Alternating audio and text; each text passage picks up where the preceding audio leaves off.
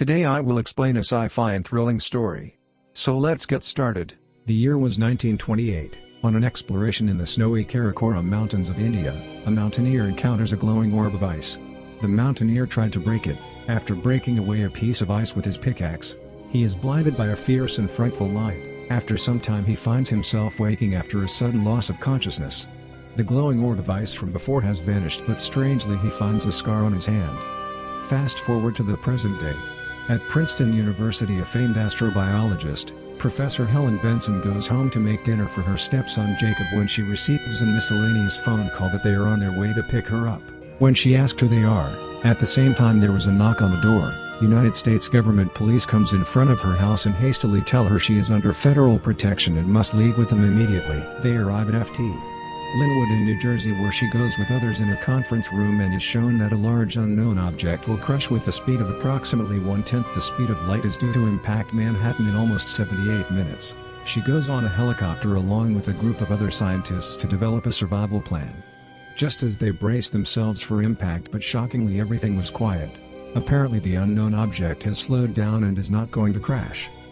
Dr. Benson turns around to look out the window on the helicopter just in time to see a large bright sphere coming the ground.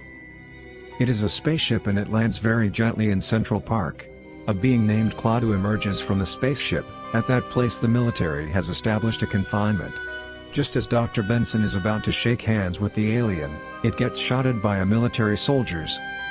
Then a gigantic robot appears, emitting a sound that paralyzes all humans and disrupts all electrical systems in New York City.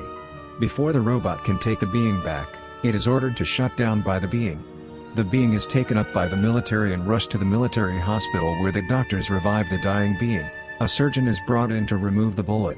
While he was remove the bullet, he notices that the being's outer layer is a jelly substance much like whale blubber, and it begins to fall off on its own. The theory of this was the being's placenta, much like a human baby, and that it was born here on Earth.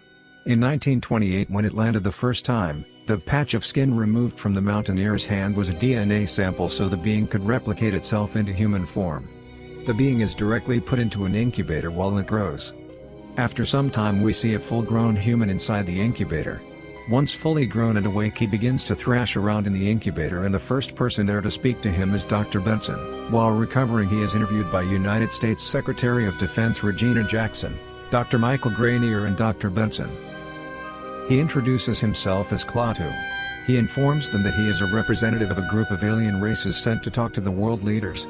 Jackson laughs at this and tells him that she is the nearest he is going to get to their president and to just tell her what he wants. Klaatu don't trust her word and he refuses, so she orders others to send Klaatu to a secure location and be drugged and interrogated. Dr. Benson volunteers to do the honors of drugging him, but instead injects him with a solution of saline while whispering to him, "Run." During the polygraph, Klaatu manages to take mind control of the interrogator and escape.